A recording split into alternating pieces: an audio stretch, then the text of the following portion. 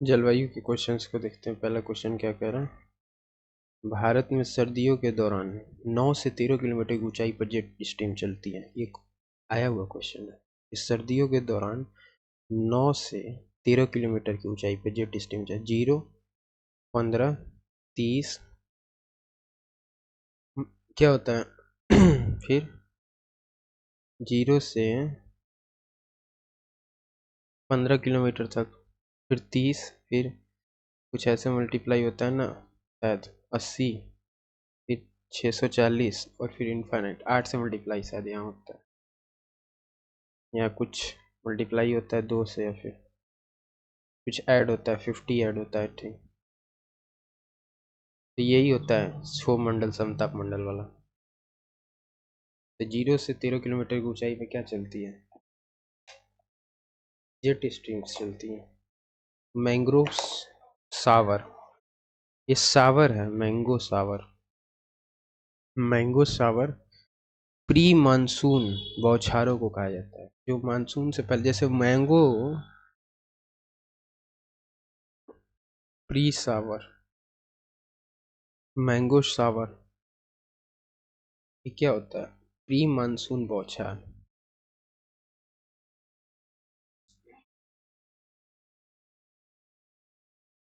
ये इंपॉर्टेंट, इसको ऐड भी कर लीजिए। मैंगो सावर क्या होता है, प्री मानसून बौछार।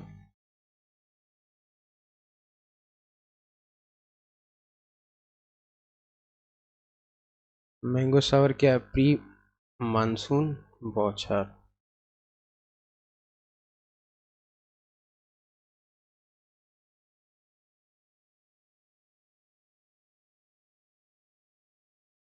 मैंगो सावर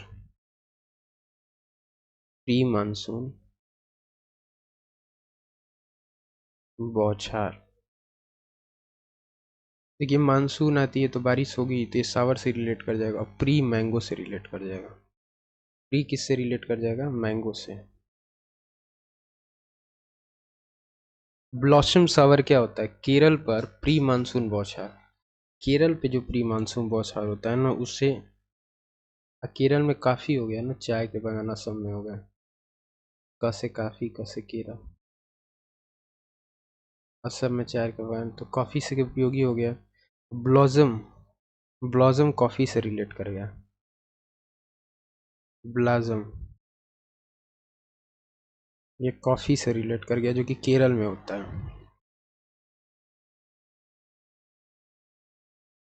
और मैंगो वाला जो है आम के लिए, आम के फसलों के लिए बहुत उपयोगी होता है, कॉफी के लिए उपयोगी होता है। Blossom shower, blossom shower.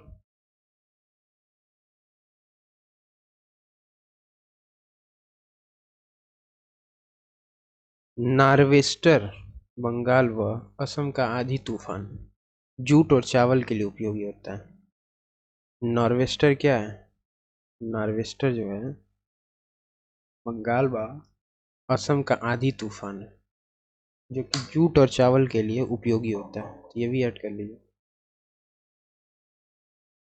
Nor'wester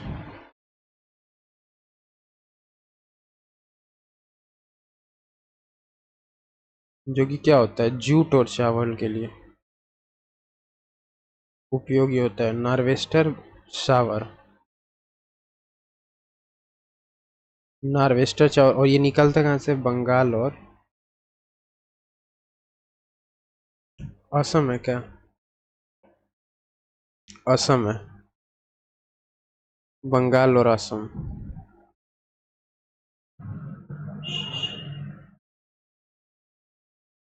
तो ये इम्पोर्टेंट है नार्वेस्टर वाला, बंगाल और असम में जूट और चावल की उपयोगी होता है। सावर है बेसिकली। ब्लॉसम सावर केरल से रिलेटेड है, जो कि कॉफी के लिए उपयोगी होता है। मैंगो सावर प्री बताया ना, प्री मानसून से रिलेट कर गया मैंगो। मानसून बौछार हो गया तो वो सावर से रिलेट कर गया। एक बार याद करिए, मैंगो सावर किस लिए हो गया, प्री मानसून बौछारें हैं, केरल व कर्नाटक में यूज होता है और आम के लिए उपयोगी होता है। वो केरल के लिए दो जगह है, एक ब्लॉसम भी है, नहीं नहीं, ब्लॉसम भी है केरल के लिए, एक मैंगो भी है। ठीक है, केरल का प्री मानसून है। मैंगो सावर भी आता है, वो प्री मानसून बौछार, लेकिन आम के लिए उपयोगी होता है वो। और काफी के लिए उपयोगी होता है केरल वाला। एल नीलो, एल नीनो, एल नीनो क्या है? वर्षा कम होती है। एल नीनो के प्रभाव से क्या होता है? वर्षा कम होती है। एल नीनो के प्रभाव से, एल नीनो के प्रभाव से क्या होती है? वर्षा कम होती है। अल नीनो के प्रभाव से क्या होता है? वर्षा कम होता है। यह भूमध्य रेखी प्रशांत महासागर से कहाँ से निकलती है? भूमध्य रेखी प्रशांत महासागर,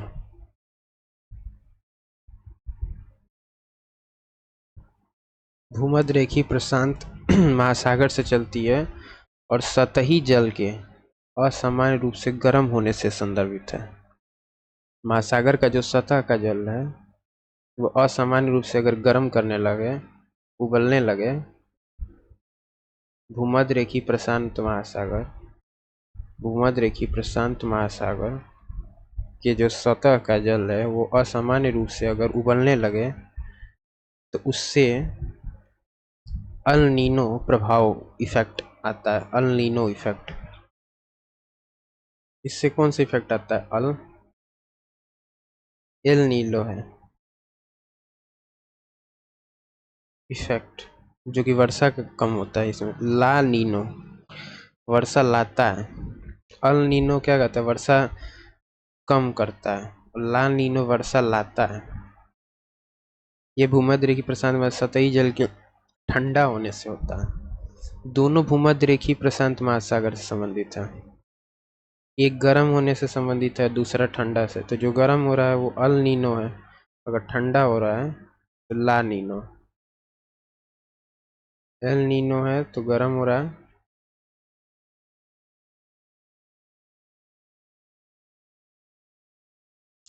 और दोनों भूमध्य रेखीय प्रशांत महासागर से। किससे? भूमध्य रेखीय प्रशांत महासागर। मानसून के बाद या वापसी या पूर्वोत्तर मानसून का मौसम आंध्र प्रदेश, तमिलनाडु, केरल और दक्षिणी आंतरिक यानी साउथ में, जैसे नॉर्थ साउथ इधर तमिलनाडु इधर ही है ना, आंध्र प्रदेश, गुजरात है सर। मानसून के बाद या वापसी, पूर्वोत्तर मानसून का मौसम। पूर्वोत्तर मतलब ईस्ट और नॉर्थ इधर हो गया ना, बाकी इधर नहीं है। ये मौसम है, पूर्वोत्तर मानसून का मौसम आंध्र प्रदेश, तमिलनाडु, केरल, आंतरिक कर्नाटक में अच्छी मात्रा में बारिश करते हैं, तो वार्षिक कुल का 35% है। इसके बारे में कुछ बता सकते हैं डिटेलिंग, ये क्या कह रहा है? मानसून के बाद या वापसी या पूर्वोत्तर मानसून का मौसम आंध्र प्रदेश, तमिलनाडु, केरल और दक्षिणी आंतरिक कर्नाटक में अच्छी सतह में वर्षा करते हैं, जो वार्षिक कुल का 35% है। अल नीनो बताए थे ना, लाता है। भूमध्य रेखीय प्रशांत महासागर, भूमध्य रेखीय प्रशांत महासागर कि जब सतह का जल अगर ठंडा होता है ना, अगर ये ठंडा होता है तो ला नीनो हो गया, और एल नीनो हो गया ला नीनो, और एल नीनो या फिर अल नीनो आई थिंक है। ये जब गर्म होता है तो, गर्म होता है तो अल नीनो या फिर ला नीनो। ठीक है, यह इक्वाडोर और पेरू के तट पर, पेरू और इक्वाडोर के तट पर विकसित होती है। यह वर्षा कम करता है। बताए थे ना, अल हो या फिर ला हो, अल हो या फिर एल हो, दोनों नीनो जो है वो वर्षा कम करता है, सूखे क्षेत्रों में विकास करता है। अच्छा, ये सूखे क्षेत्रों में विकास करता है, सूखे क्षेत्रों में विकसित करता है।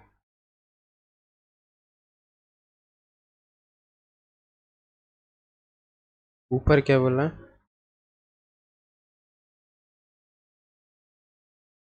कौन से क्षेत्र में? ये नहीं दिया ना।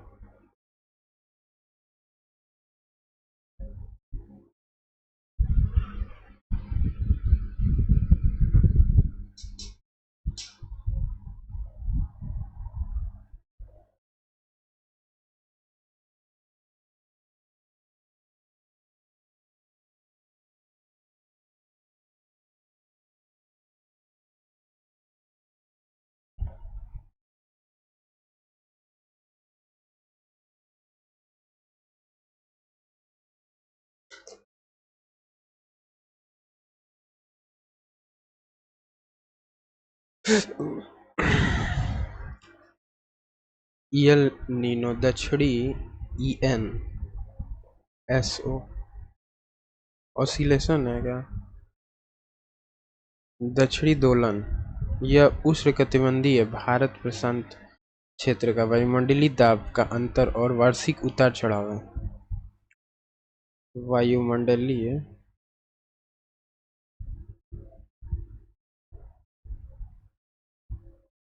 दाब का अंतर,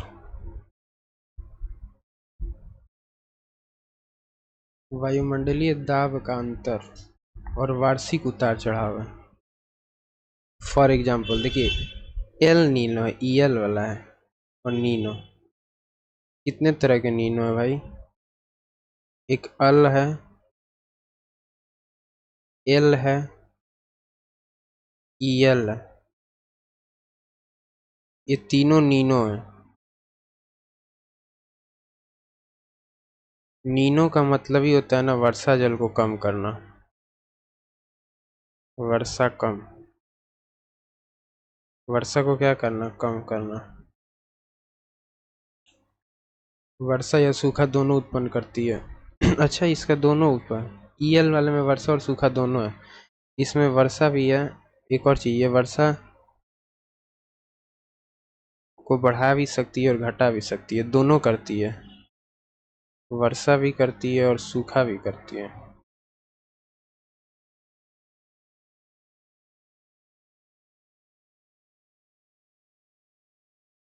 दक्षिणी दोलन यह उष्णकटिबंधीय भारत प्रशांत क्षेत्र का वायुमंडलीय दाब का अंतर और वार्षिक उतार चढ़ाव है। यदि पूर्वी प्रशांत एरिया दाब अधिक, पश्चिमी प्रशांत दबाव निम्न हो तो इनके प्रभाव से पूर्वी प्रशांत में कम वर्षा और दक्षिणी प्रशांत में हिंद महासागर में अच्छी मानसून की संभावना होती है। फॉर एग्जाम्पल, जिधर दाब कम आ रहा है, प्रेशर जिधर अधिक है उधर वर्षा कम है। देखो, पूर्वी में क्या है? कम वर्षा, तो प्रेशर बढ़ाओगे ना तो वर्षा में कमी आएगा, उल्टा है, वर्षा क्या होगी? कम होगी। प्रेशर का रिलेशन वर्षा से, यानी दबाव का रिलेशन किससे? वर्षा से।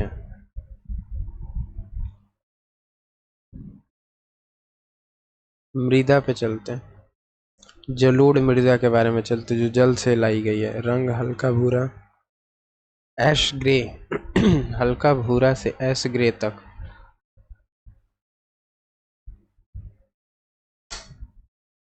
ऐश ग्रे तक।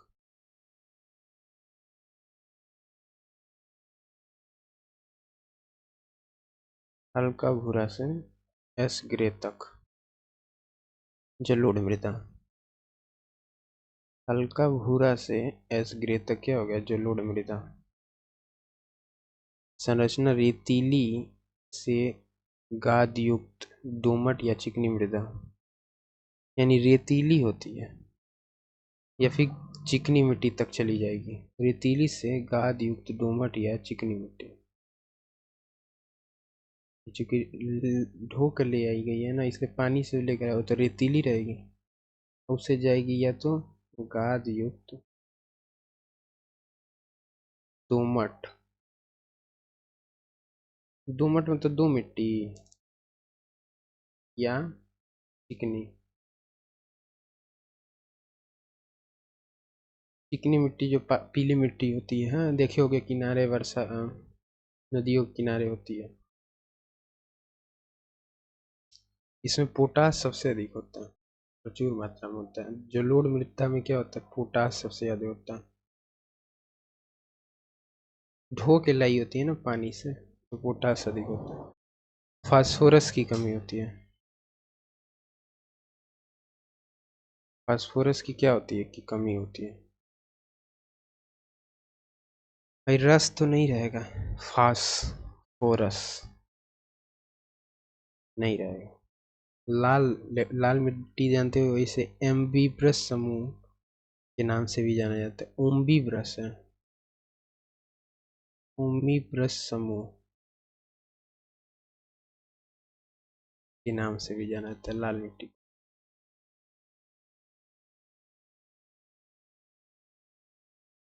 इधर ये कौन सी मिट्टी है, लाल मिट्टी, ये है रेड सॉइल। याद करने का तरीका देखो, इधर फॉरेस्ट होता है, हिमालय है, ये फॉरेस्ट रीजन है ना हिमालय, तो पूरा इधर फॉरेस्ट एरिया है, इधर तक आएगा। इधर अंडमान निकोबार हो गया ना, इधर डिजर्ट हो गया, गुजरात, राजस्थान, थार डेजर्ट। बीच में ब्लैक सॉइल आ गया, दक्कन का पठार वाला रीजन है ये सर। यहाँ दिल्ली है, और इधर रेड सॉइल, लाल मिट्टी। ऐसा क्यों है भाई, इधर लाल क्यों। देखिए बांग्लादेश से तो लड़ाई चलती है, यही बांग्लादेश है, यही है ना बांग्लादेश। इधर हमेशा लड़ाई होता है, इसलिए इधर की मिट्टी लाल है। किसी भी बाहर से आना होगा तो इधर ही से आएगा, तो इसीलिए इधर की मिट्टी लाल है। रेतीली से चिकनी और दोमट।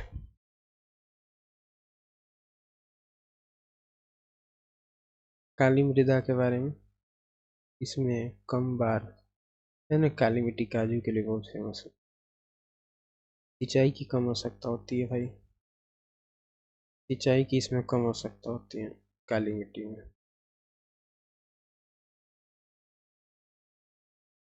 सिंचाई की कम आवश्यकता।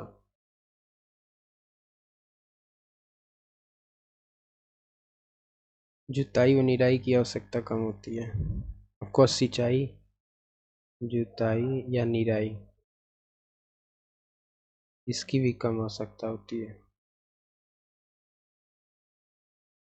लेटर ला लेटर वाला मिट्टी है क्या, लाल, लोहा, आयरन की प्रचुर मात्रा में होने का लाल रंग होता है इसका, लाल लेटराइट मिट्टी इसको, लाल लेटराइट मिट्टी, क्योंकि इसमें सबसे ज्यादा आयरन प्रचुर मात्रा में पाया जाता है। फिर लवणीय मिट्टी, लवण होता है, साल्ट। रेगिस्तान, शुष्क मृदा, डेजर्ट ऑयल, डेजर्ट और सॉइल। ठीक है, शुष्क है ना, शुष्क का मतलब समझते हो, गर्म। आर्द्र का मतलब ठंडा, शुष्क का मतलब हो गया गर्म, आर्द्र का मतलब ठंडा।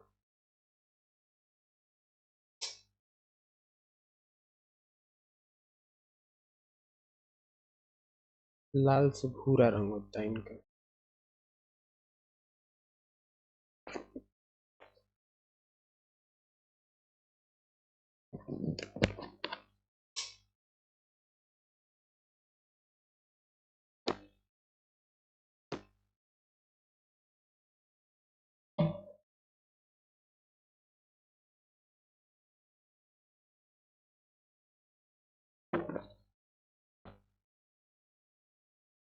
लाल से भूरा रंग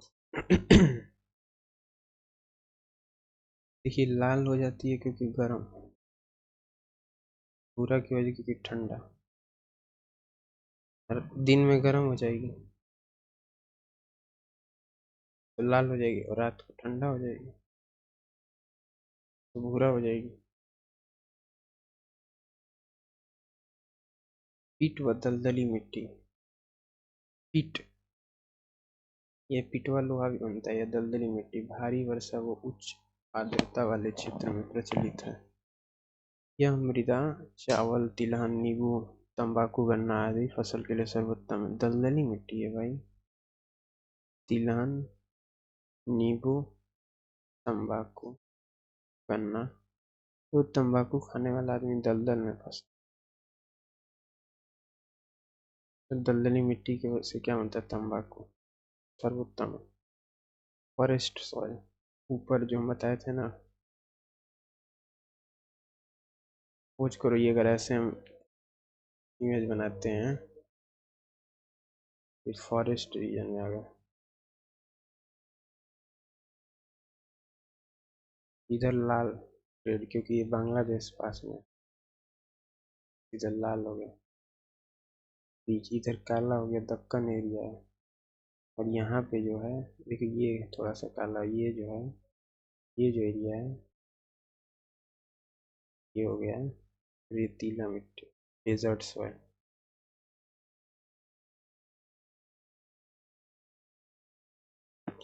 ह्यूमस की मात्रा कम होती है। ह्यूमस का मतलब जानते हो? आर्द्रता होता है।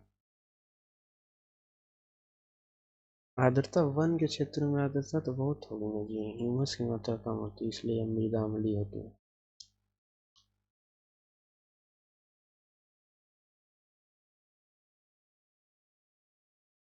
वन वाला ये मृदा अम्लीय होता है,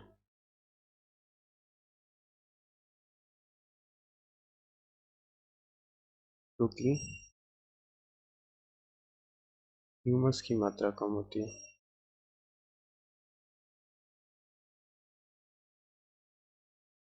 ह्यूमस की मात्रा कम होती है वन मृदा में।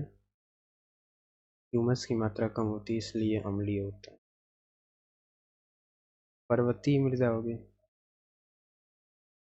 काला। ह्यूमस की अधिकता होती है काली मिट्टी में, जो कि काजू के लिए फेमस है। इसमें ह्यूमस की मात्रा होती है, ह्यूमस की मात्रा अधिक होती है, मैक्स। ग्रे या फिर नीला ग्रे, जल युक्त सूखी और गीली मिट्टी। देखे होगे ना, वो थोड़ा सा नीले कलर में आ जाती है बंधे के किनारे, किनारे की जो मृदा होती है वो थोड़ा सा ग्रे होता है। जल युक्त है ना, इसलिए गीली और नीला या फिर ग्रे कलर में आ जाती है। सल्फर की मात्रा का हरा होता है। देखो सल्फर की मात्रा, सल्फर से हम बताए थे हरा कलर क्यों होता है। पोटासिलम होता है एक नीला थोथा, एक हरा थोथा, ग्रीन थोथा। ये सल्फर ही होता है। लाल तो जानती हो, फास्फोरस का होना। रोल्टर बेल्ट, तटीय और शुष्क क्षेत्रों में, जो तट के किनारे हैं या फिर शुष्क क्षेत्र यानी गर्म इलाके। जैसे कि अगर ये बनाया जाए डायग्राम इंडिया का, तो ये तटीय क्षेत्र हो गए और यहीं पे शुष्क क्षेत्र है। तो इधर जो है रोल्टर बेल्ट में मृदा का संरक्षण की विधि है। रोल्टर बेल्ट जिसमें क्या होता है, पौधों को, पेड़ों को कतार में लगाया जाता है, जिससे पानी अंदर नहीं आए। मृदा जो बह के आई है वापस फिर पानी के साथ बाहर नहीं जाएगी। ये कॉर्नर पे लगाया जाता है रोल्टर बेल्ट।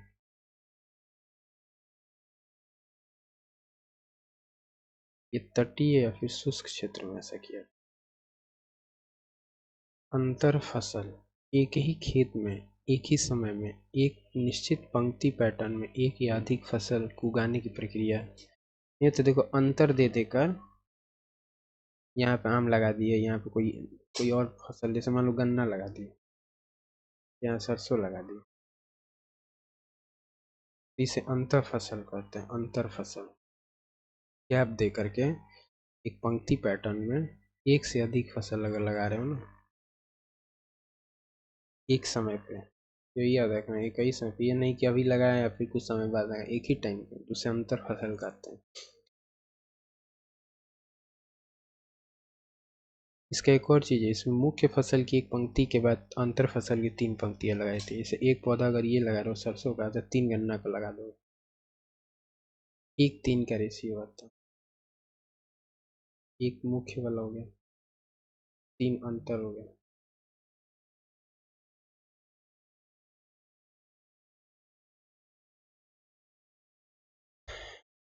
नेक्स्ट, मल्चिंग, क्यारी। ऊपरी मृदा को पौधों की सामग्री जैसे पंक्ति, घास, टहनियाँ, फसलों के अवशेष आदि से ढकने की प्रक्रिया है।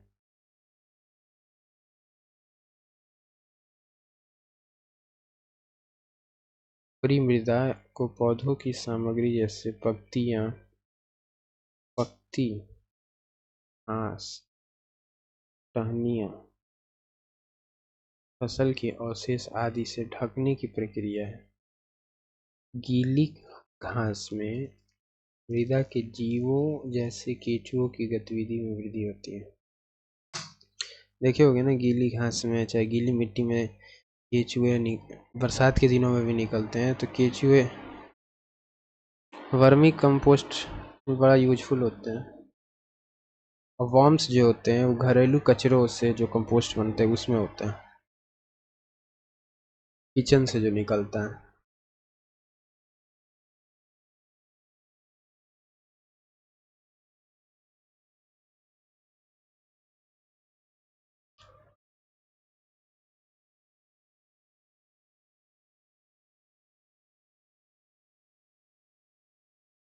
कारेवा कश्मीर की घाटी जैसे जम्मू संभाग की मदरवा घाटी में झीलों का जमाव है। कर्नाटक सूरजमुखी का उत्पादक है।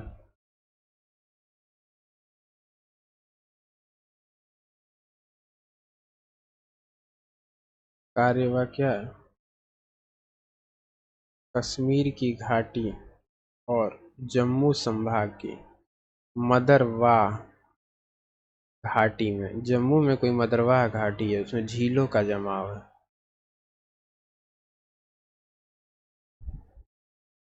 ठीक है। भारतीय मृदा सर्वेक्षण संस्थापना हुई थी 1956 में। 1956 में भारतीय मृदा सर्वेक्षण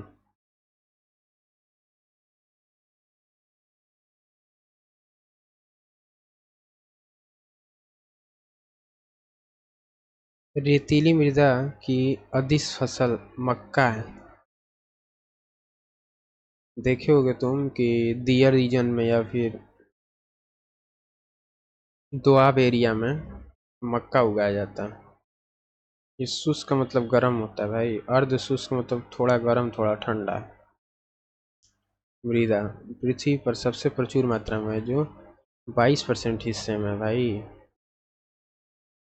अर्ध शुष्क मृदा है, अर्ध शुष्क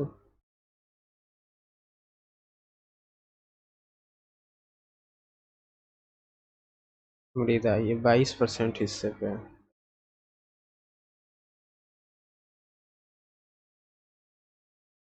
नेक्स्ट सेशन मिलते हैं, ठीक है। कुछ और ही तो नहीं है। माल्चिंग के बारे में बताएं। ऊपरी मृदा को पौधों की सामग्री जैसे पत्ती, घास, टहनियाँ, फसलों के अवशेष आदि से ढकने की प्रक्रिया। ऊपरी मृदा को पौधों की सामग्री जैसे पंक्ति, घास, टहनियाँ, फसलों को अवशेष आदि से ढकने की प्रक्रिया। यह गीली घास से मृदा के जीवों जैसे केंचुओं की गतिविधि में वृद्धि का होती है।